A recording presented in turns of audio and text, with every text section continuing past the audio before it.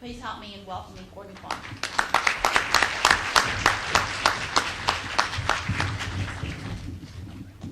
Good morning to each of you, and wow, what a wonderful day in Houston, Texas. And Kathy, we are going to try to get out on time because we want to enjoy this beautiful fall weather.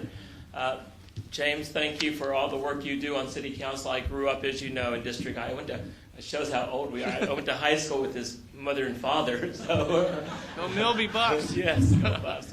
The football team's not too great, but anyway, I am just delighted to be here because you're taking your time on this gorgeous Saturday to do something very, very, very important to the city of Houston. I'd just like to elaborate on some of the things that James talked about. Why is the census important? You get a census every 10 years, we get around to doing this thing. But gosh, it's so important to our city. And I'd just like to go into maybe 3 reasons I look at the census as being important. First, how would you like it if your dad came to you and said, you're having some tough times? I'm going to send you $60 a month, maybe not $70 a month to your family. How many people in your family? You got a wife? You got kids? Tell me how many. I'll send you 4 family members, $250 every month to help you out. And you say, hey, that's pretty good, Dad. Thanks a lot, But Dad, I'm okay. Maybe I don't need it. Well, I'll tell you what, I'll send it to your neighbor. Do you have a neighbor who needs it? Yeah, I think I know people who need help. For every person counted, the city of Houston gets about $800 a year.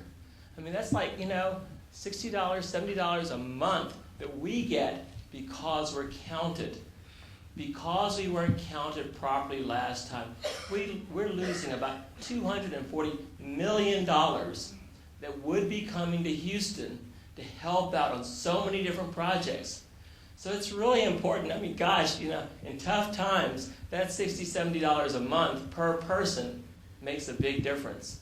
I know when I headed up the housing committee for the city of Houston, we would put in our grant applications, to build community centers, to build clinics, to build parks. And we never got enough money. It's always like, yeah, but I got this great project. Can you give me some more money? Sorry, we don't have enough money. Working on senior citizens issues. Some of you work on Meals on Wheels. Some of you work at congregate meal sites. We want to help these seniors who need help just to get a solid meal every day. Those census numbers are what makes a difference. The second thing, as James talked about, is representation. You say, okay, big deal. So I got another council member. I mean, what does it hurt me? I mean, I get calls all the time for money for council members. But, our council districts are so big now. Some council districts have as many people in them as the city of St. Louis.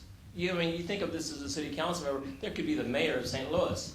That's how big our council districts are becoming. We need to expand so we can get that representation, so we can hear what the needs are in our different communities. I'll tell you, some of you may have gone to the CIP meetings. That's the capital improvement plan.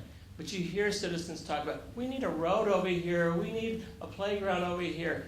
And that's what our representatives in the city of Houston are about, to get out there with the community, just like James did, working in District I. What are their needs? You're probably going to be there too. We're going to be at the dedication of a plaza at Mason Park after this. And I remember when those guys first came to me and said, Councilor Quan, can you help me get that plaza? And I'm like, where are we going to get the money? There's a lot of needs. But because of CIP, because of CDBG, Community Development Block Grants, we're able to do things like that in our neighborhood. So having representatives who can hear your needs are very important. We'll be expanding council, but we'll also be expanding members of the House of Representatives. Texas may get up to 3 more members in the House of Representatives, being second in line to California. Also, we think of ourselves as a growing city. We're number 4, but we're looking to be number 3. We're going to surpass Chicago in the not-too-distant future. But we got to have the numbers to show that in order for us to get that representation, that clout. And the third reason is something, Roisin mentioned. I work with a lot of immigrants. And, immigration is certainly a major issue in our community. Last time when we had the amnesty bill in 1986, you had to prove that you were in the United States before 1982. And you had to have some record. Well, underground communities don't like to keep records. They don't want to show that they're here. So we turned to census records to show, hey, here's a census record that showed Mr. Gonzalez was here, actually, and he was a part of that census in 1980. And so those records are vital to help establish who's here and who's not in order to get government benefits in the future.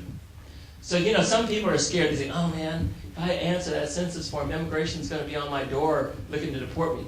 Exactly the opposite. It behooves the population to participate. It behooves them to be counted. There was a movement, as you saw in the paper, by some representatives that say, if you're undocumented, you should not be a part of the census. That movement was squashed completely.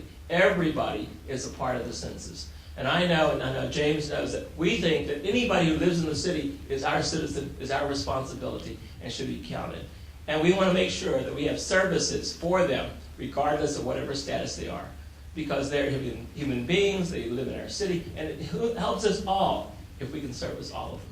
So those are 3 reasons I'm here this morning to say thank you for taking time. Thank you for being active. Thank you for participating in making this the very best census. Of $240 million we lost last time. We can do a better job. Thanks a lot.